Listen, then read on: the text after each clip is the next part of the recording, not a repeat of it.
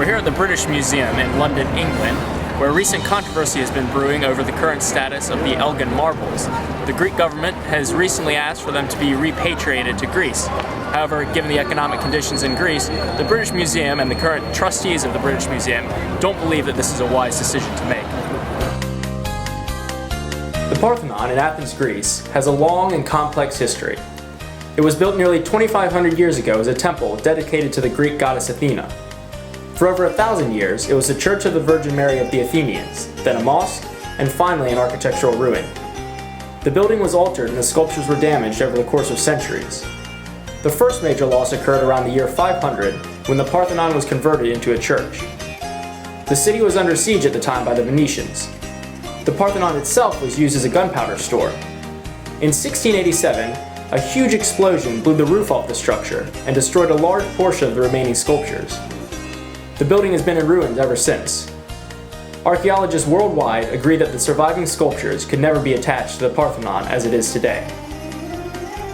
By 1800, about half of the original sculptures still remained at the site. Lord Elgin, a British ambassador to the Ottoman Empire, of which Athens had been a part for some 350 years, and acting with full knowledge and permission of the Ottoman authorities, removed about half of the remaining sculptures from the fallen ruins. Elgin was passionate about the ancient Greek art and brought them back to Britain. When the sculptures arrived in London, they had a profound effect on the European public, regenerating interest in ancient Greek culture. Since then, the sculptures have been on display here at the British Museum. These sculptures, sometimes known as the Elgin Marbles, have been on permanent public display in the British Museum for approximately 200 years. Here they are seen by a world audience of over 6 million visitors a year, and are actively studied and researched to promote worldwide understanding of ancient Greek culture. In addition to the sculptures in London, others can be found in Paris, Rome, Copenhagen, Vienna, and Germany. Since the early 1980s, the Greek government has asked for the return of the Parthenon sculptures housed in the British Museum. The Greeks dispute the British Museum's trustees' legal title to the sculptures. The British argue that the museum exists to tell the story of cultural achievements throughout the world, from the dawn of human history over 2 million years ago to the present day.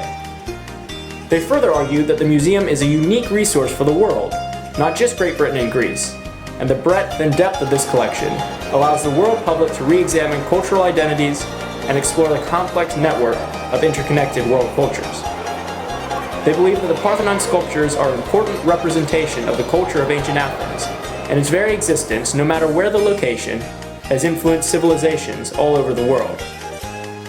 This argument has gone on for over 30 years, and in all probability, will continue for some time into the future.